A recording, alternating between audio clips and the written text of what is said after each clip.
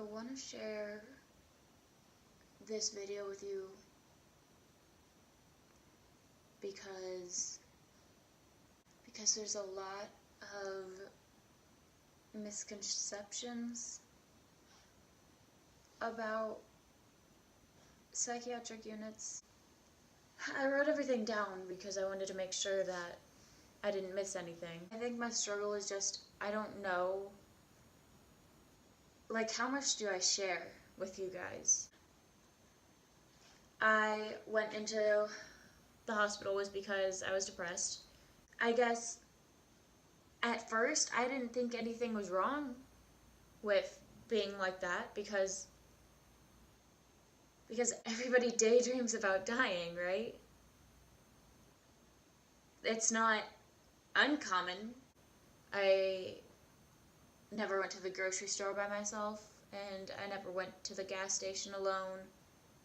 I never even went to the bathroom, like at school or at the mall or anywhere alone. I never went without somebody.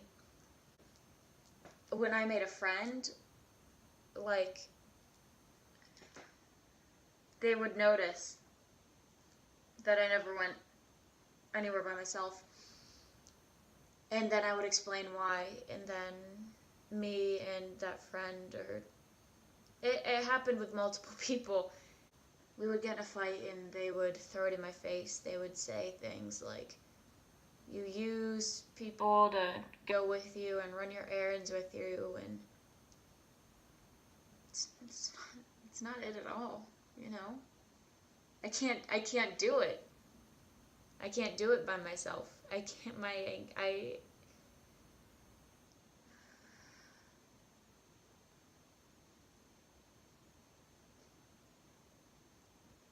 but nobody would ever understand, because how could they? They thought I was using them, and that's not at all what I was trying to do. I really suck at making decisions because I'm so indecisive and I hate it. It's actually it's the thing that makes me, like, suicidal. This was last December when I got admitted. The decision I was struggling with was, do I live or do I kill myself? So we went to Altman, and I was admitted to the 6th floor.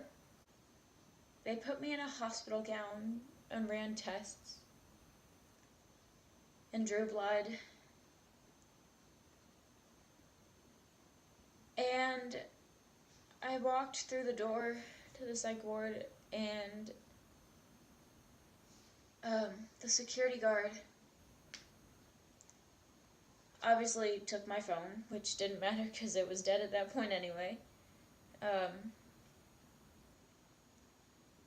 And took my clothes. Couldn't have anything with zippers, drawstrings, elastic.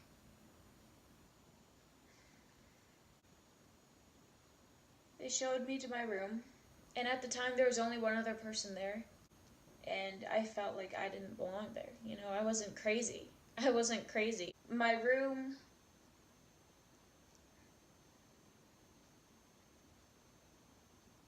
the whole place is so empty and isolating, and I was so alone.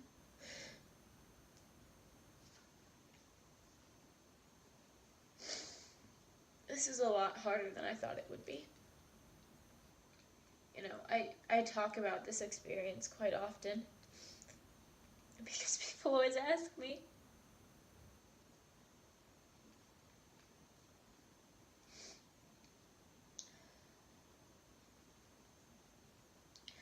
So my room had a bed. It was very close to the ground.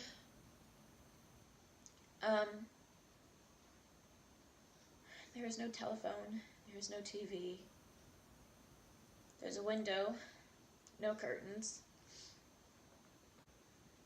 The corners of the room were rounded off.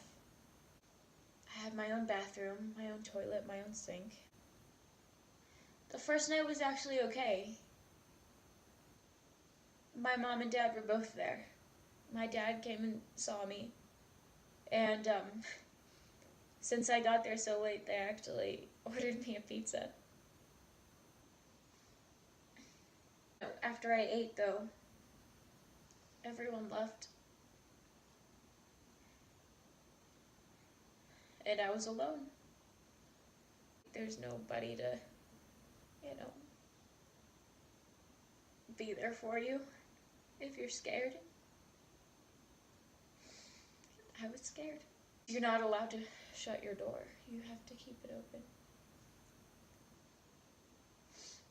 Because the officers check on you every 15 minutes throughout the night and throughout the day. So you can imagine I didn't sleep much. The next day is when I met my doctor, but I didn't know he was my doctor. I just called him the man in the suit, because he had on a black suit, and he sat me down a bunch of times throughout the day and asked me a million questions about a million things. And he talked like one of those people at the end of a commercial that tells you the side effects, really fast, so maybe you wouldn't catch them. He asked me about my tattoos, and my family, and my boyfriend.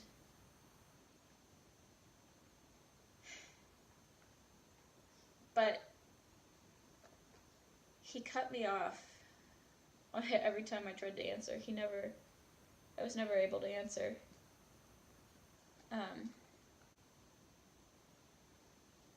The staff actually was phenomenal. I loved them. I've never felt so loved in my life, honestly. And for the time that you're in there, can you stop? I'm trying to be real right now. For the time that you're in there, you're their number one priority. And I really think that is the real reason why I didn't kill myself. Okay, you need to go down.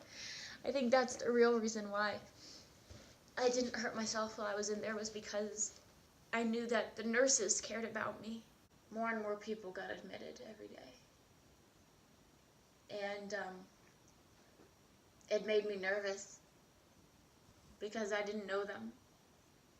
And then every night I would go to sleep afraid, because what if they get out of their room? So then on the third day, I was discharged.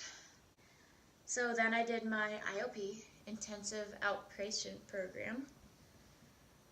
And I met some really incredible people. And some of them I'm still in contact with. We check in on each other. And when I was in the hospital, I remember exactly what I wore, down to the socks. Looking in the mirror, I didn't know what the heck I was doing. And now it's hard for me to look in the mirror without makeup. And it's not because I'm uncomfortable with myself, but I wear makeup a lot now because when I see myself without it, I see myself in that place. And I don't like it. So then, Christmas break, and I start my outpatient program, and they told me that I couldn't go back to school.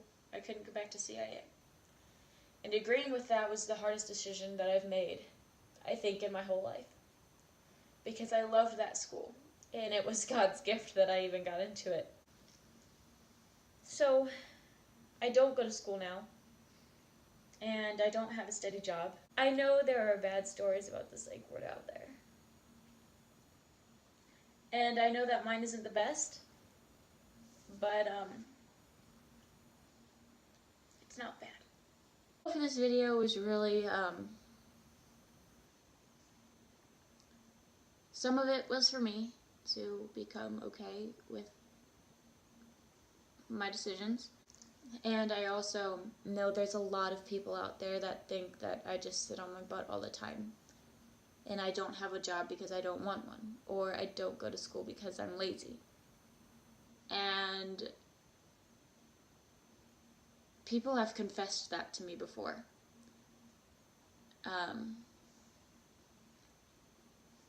But that's not really the case. But I'm still recovering. So there's my whole life for improvement.